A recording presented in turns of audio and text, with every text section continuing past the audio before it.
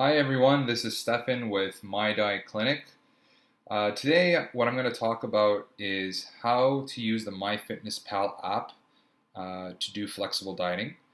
For some of you who may not know what flexible dieting is, it's basically a method of dieting to achieve our body composition goals, whether it may be to lose fat, gain muscle, or maintain our body composition without having to have a strict day-to-day meal plan.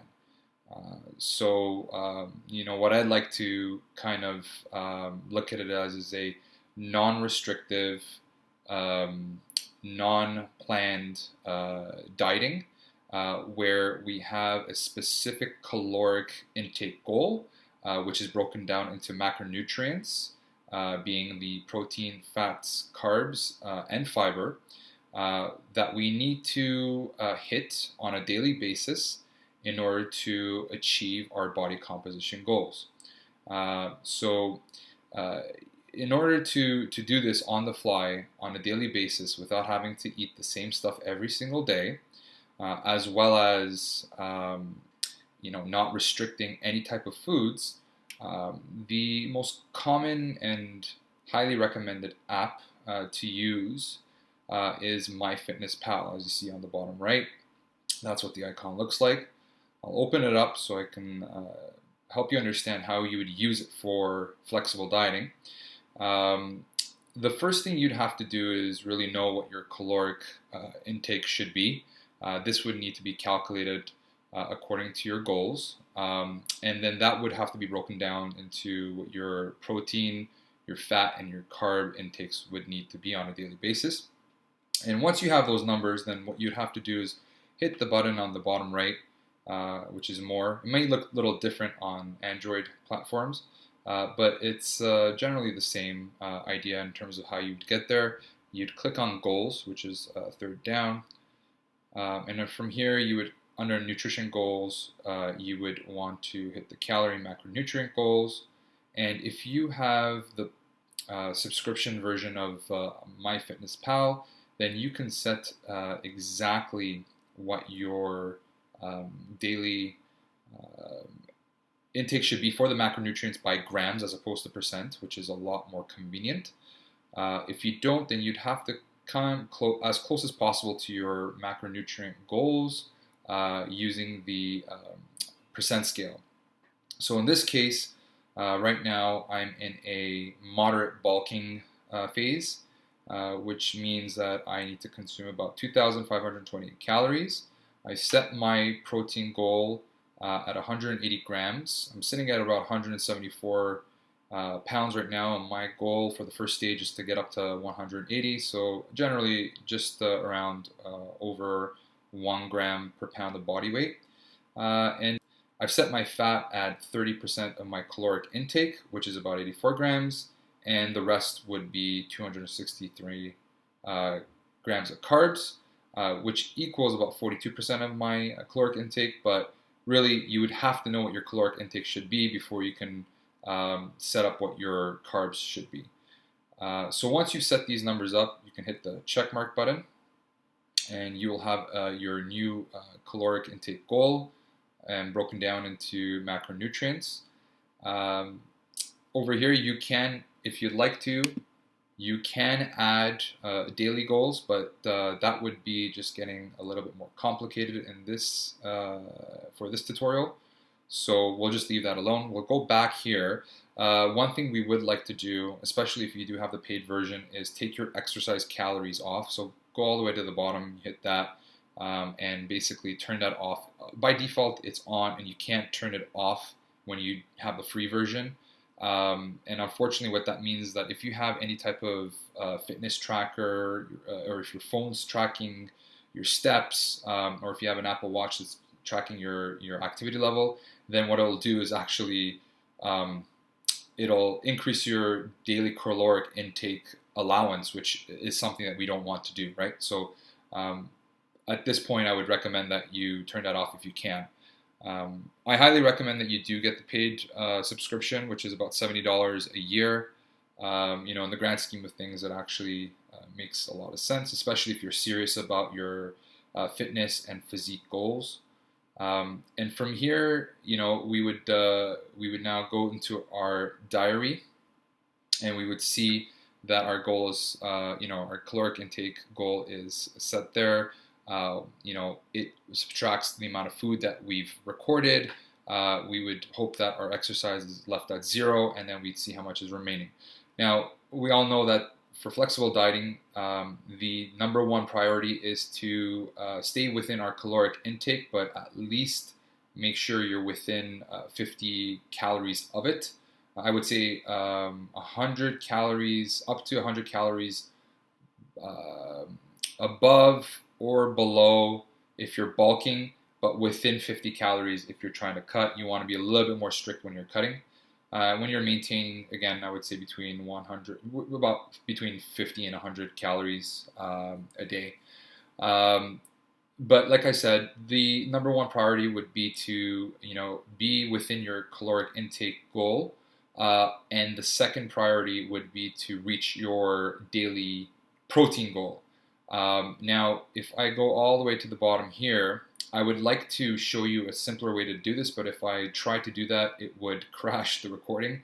By turning your phone or your device to the landscape mode, you would be able to see things broken down by macronutrients, but that's not the case when it's in portrait mode. So I'll just show you what it looks like here. You'll see that the goal for protein is 180. I'm at 68, and there's 112 grams left. So again, your number one priority should be, once your calories are in check, or as long as your calories are in check, to hit your protein goal. And then for, bowel movement purposes, I would say fiber is pretty important. But before that, to provide the essential amount for our body to do what it needs to do in terms of its endocrine system and to function optimally, we want to make sure that our fat is within the 30% range for the caloric intake. So I would say your second highest priority would be to hit your fat goals. And then after that would be to hit your fiber goal, which for most people, it's about 14 grams per 1,000 calories of intake. I've set mine higher at 38. I find that my body works better at 38 grams. You can definitely set this in the goal section, but the sweet spot is for men is anywhere between 30 and 35, and for women it's between 25 and 30. But minimum between 25 and 30 for both men and women is a realistic goal that everyone should strive for in terms of fiber. It doesn't matter if it's soluble or insoluble. Getting into the minutiae of details, trying to understand how to break that down between the foods, which pretty much cause paralysis by analysis. So don't even worry about it. Just make sure that your total fiber intake is up to par, between 25 to 30 grams. And then the last priority would be to hit your carbohydrates. Of course, if you're doing resistance training regularly, you want to hit as much as you can with the carbohydrates without going over your caloric intake, simply because it is the major source of fuel required for optimal training. So right here, we'd see that, I still have a lot of room for my carbohydrates. I'm at 18 grams for my fiber. I still have 20 grams to go, or a little less. Sugar is not a big deal. Don't worry about it too much. You can set a goal if you'd like to, but really, with regards to body composition, sugar does not play a massive role.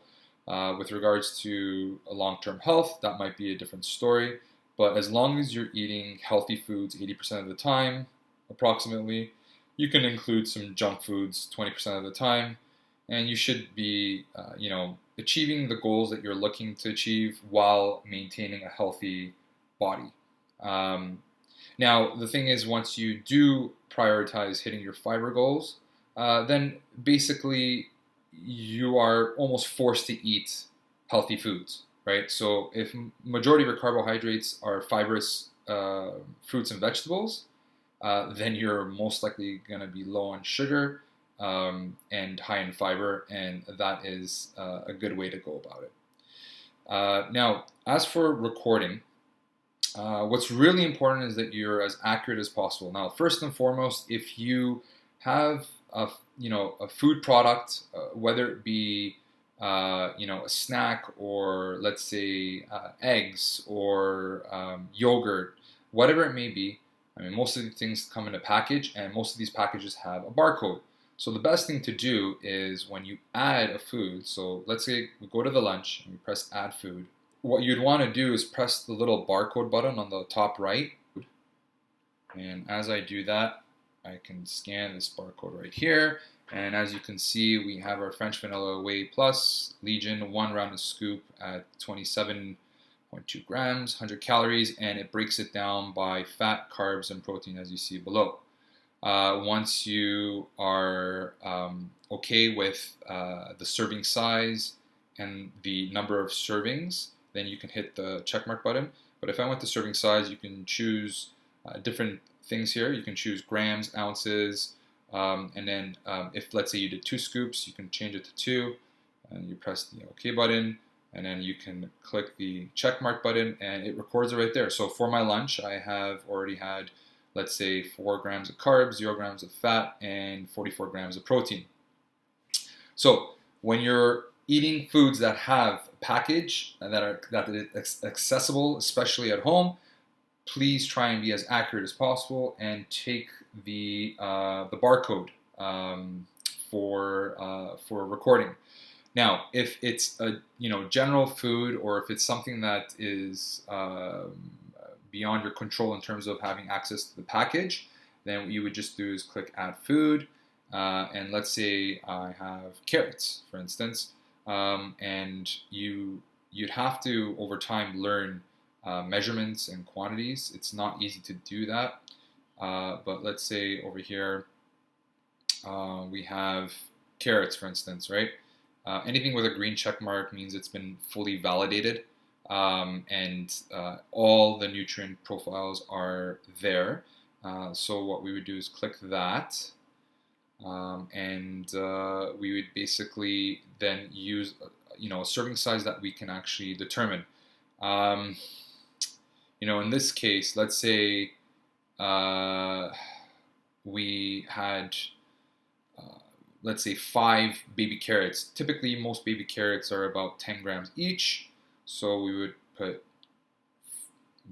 50 grams, and that would be about 18 calories, mostly made up of carbs, about 4 grams. Over here, you can see what the fiber quantity is, and when you go down, you see fiber is about 1.5, rounded up to 2, so that's on its own, 2 grams of fiber, right? So you click that, you click check mark, and you have some carrots. The other important thing is when you're recording meats. So when you're recording meats, you want to be as accurate as possible. I'll give you an example. So if you're gonna have chicken, okay, you need to make sure that the description's there, like fully there. So, for instance, when I had dark meat chicken that was cooked, and I measured it on the scale, which I still do regularly, I chose the USDA value over here, which is the third one down, of chicken, which was dark meat. It was a thigh. It was meat only, so the bone and the skin were off, and it was cooked, right? So that's the most accurate way you're gonna look at it. You're gonna get your measurements. So you hit that, and then you would say, let's say 150 grams, and there you go. You have your 243 calories, about 35 grams of protein, and 12 grams of fat. You just click check mark there. Click check there, and you're good to go. Now let's say it was raw chicken breast. So we would put chicken breast raw, okay? But let's say it was skinless, and it was raw, right? So look at the top one here. Chicken breast, raw, boneless, skinless. This is what you're looking for, okay? So if you were to choose, most of these, they would pretty much come up the same. But look at this. USDA values are usually the best. They're very standardized, and they're like more of a generic. So 1, 2, 3, fourth option down, you hit that. It's chicken breast, boneless, skinless, raw. You measured out your chicken breast before grilling it or cooking it, and let's say it was 150 grams, I put 1.5 because the serving size is 100 grams, or you can always change it to the grams and then put 150. And over there you have 180 calories, about 34 grams of protein, and 4 grams of fat. Perfect, done. Now let's say you're away from home and you have you don't have access to the weight of the raw chicken. So the chicken's cooked, but you can estimate either the weight, or you have a scale handy and you're able to measure cooked chicken. Then what you would do is make sure that that is what's used. And over here I have what I've used. Let's see here. There we go. The boneless, skinless, it's right here, the top one. Boneless, skinless chicken breast grilled per USDA. So it's grilled, which means it's cooked. And I had, let's say, 150 grams of it. Over here we see that it has more protein than 150 grams raw. And that makes a lot of sense because you do lose some water from the chicken as you're cooking it, which means that 150 grams cooked was originally maybe 180 or 190 grams, or maybe around there, 180 grams, right? So that makes a lot of sense. Click that, click OK, and you're good to go. So that's the idea. You want to make sure that you're very accurate in terms of what you're recording, in terms of its description. You're accurate in terms of its serving size and the actual quantity of the serving size. You have to play around with this to really get used to it. And in addition to that, once you start using this regularly, then the beauty of it is that things start getting easier and quicker. So you already have your recent list over here. You have your frequent list over here. And then you can actually make meals. So you can put together like a list of things and make it a meal, or you can make your own recipes. So with recipes, you'd go create a new recipe, right? You can add from the web or add ingredients manually, give it a name, put the servings down. Typically what I do is I put serving of 1, and so I'll give you an example. So let's say chicken stir fry. So chicken stir fry usually has a whole bunch of different ingredients in it. It serves 1, and then you'd start adding ingredients. Let's say onion. So let's say put 100 grams of onion, chicken breast, right? So I'll put raw. Perfect, right there. So you get the idea. You just add the ingredients. Once you're done, you have the nutrition facts per 1 serving, which technically is the entire dish. So what you want to do is, once you've cooked the entire dish, okay, and once you've added all your different ingredients, what you would then do is put the entire dish in a serving plate, but measure what the full serving plate is. So let's say the entire serving plate was 500 grams per se, right?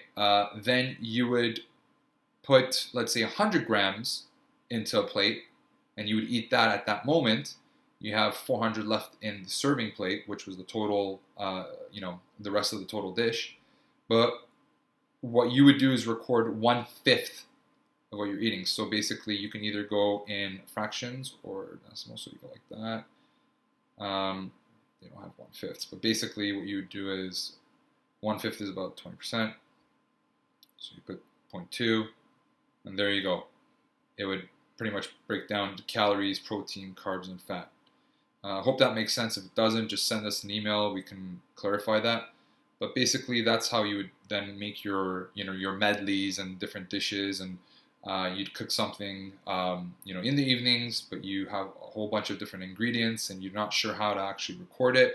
And if it's not something that's common, or if it's something that you just made up, you're obviously going to have to make this recipe yourself. And then record it that way. Another thing about MyFitnessPal that makes it so, possible to do flexible dieting while not having a meal plan is that you can actually eat out at certain places and get an accurate outlook of what you're having so that you can stay within your macronutrient targets and continue to succeed in trying to achieve your body composition goals. So with that is, what I mean is you have certain restaurants that publish their nutrition facts, and that is housed in the MyFitnessPal database. And what you can do is you can either choose what you want to eat with regards to what's around you by looking up what is available in the MyFitnessPal app so that you can actually pre-plan how you're going to be within your macronutrient targets so that you don't blow it out of the water by eating something and then figuring out that you actually went over. Or you can, you can basically try and if you know you're going to have to go to a restaurant, you would search and see what they have in their database to then choose, the meals that you can actually accurately track or as accurately as possible. They're never 100%, but they're better than what you would ever be able to guess on your own. So, for instance, if I was to go to, let's say, Jack Astor's, I can put Jack Astor's in here. You see that I've been there already. But when I go search it, there's a whole bunch of different foods that I can choose from. And if I knew that I wanted to have, let's say, the fish and chips, oh boy. So over here we have, the calories are listed, the carbs and the fat are listed, but the protein isn't, which is quite interesting. So I wouldn't choose this. In fact, what I would do is actually see if there's another entry here that has the protein value in there. But what else I can choose here is the chicken quesadilla, for instance. If I click that, then here we go. We have all the information. So we have 690 calories, 14 grams of protein, 49 grams of carbs, 38.5 grams of fat. And then depending on where you're at in the day, when you're going to be consuming this, you can determine whether or not this will fit into your macros. If it doesn't, then you can try and find something else. Or you can have a portion of certain things that allow you to consume it, enjoy it, but not have the whole thing, so you don't blow your numbers out of the water. And that would typically be like an appetizer, for instance. I typically do go to Subway quite often, especially if I'm on the go and I didn't have a chance to bring food prep my meals and bring food to work with me.